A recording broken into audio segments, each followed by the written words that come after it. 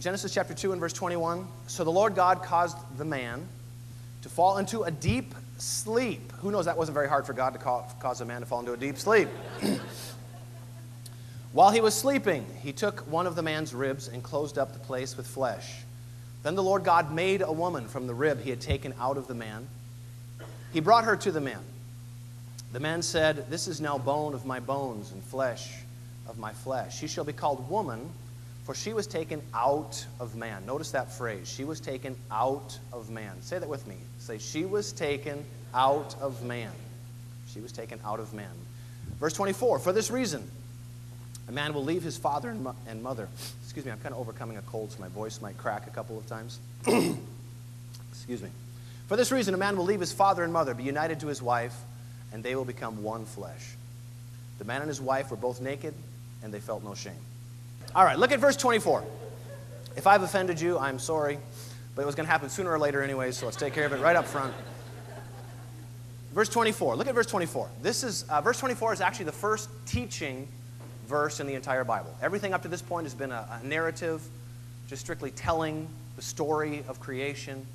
And verse 24, God stops and pauses and offers the human race its very first instruction. Verse 24 says this, for this reason, a man will leave his father and mother and be united to his wife, and they will become one flesh. Notice this verse begins with the phrase, for this reason. Well, for what reason? You have to back up to the verse before it. What I just had you repeat a minute ago, that last part of verse 23, says that she was taken out of man. It's imperative that we understand that everything that is now in a man and in a woman was originally in Adam, in one being, and God took woman out of man. So often we see the physical part. We know that God took that rib, and it's easy for us just to look at the physical, but God took more than just a rib. He took the half of the soul, the feeling part, just took that out of Adam to make this woman, to make Eve. And that's imperative that we understand that everything, again, that was in a man, that is in a woman, were originally in one being. If in God's math, the two, verse 24 says the two shall be one flesh. If two are supposed to become one flesh, well then one can't equal one in God's math.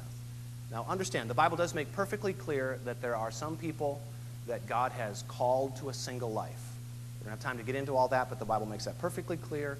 And those people who are called to that single life are complete, whole, just with God in their life as a single person, absolutely. I think the Bible also makes clear that that is a low percentage of the human race. And for those who are not given that gift, the rest of us are designed by God to be completed by someone. And again here, it's important you see this, that immediately after separating woman from man, God immediately says in verse 24, for this reason, a man will leave his father and mother, be united to his wife, and they will become one flesh. Immediately after separating them, he immediately stops and makes sure that they understand and that the human race understands that for you to be whole and complete, you're going to need each other. Because God obviously put all of that in the beginning for a reason, and when he separated, he immediately stops and says, now I'm separating the two of you, but understand this is not going to work if the two of you don't become one. I'm mainly going to be speaking to men today. I think we're all going to get something out of this, but I'm going to specifically speak to men today. And men, let me make this really simple for you. We've lost something, and we desperately need it back. We do. We need it back, and that God is the one who's going to bring that back to us in our lives. All right, so now man is separated from that sensitive, that relational, that feeling part of him which was connected to family, and he's left with the male part. He's left with the male drive, if you will. Now, I'm going to oversimplify this just for the sake of teaching, but he's left with that male drive, that drive to conquer, that drive to succeed, that drive to overcome, and that's a good thing, because as long as man is joined, as long as Adam is joined to Eve, and as long as man is joined to his wife, the two are one flesh, he's joined with that relational part, and this works perfect. It's actually a perfect scenario. God has taken in the man is this drive to succeed. In the woman is this desire to nest. So you put those two together, and what do you have? A successful nest. Oh, doesn't that sound good? Isn't that what we have, honey? Absolutely. A successful nest. A successful nest. And that is exactly how it works. So that's exactly the way God designed it. And again, I realize I'm oversimplifying just a little bit, but that really is true. And most of us men, if we were honest with ourselves, we would have to have recognized somewhere along the way that, by golly, something's missing. And what will happen now if we're left unchecked, if we just allow that drive to just drive us, what God intended as a blessing can become a curse. This is all working perfectly here in chapter 2 because, man is sinless. Man has yet to sin. God would have been the one presiding over marriage. God would have been the one presiding over bringing a man and a woman together, guiding them together. And it was all a perfect scenario.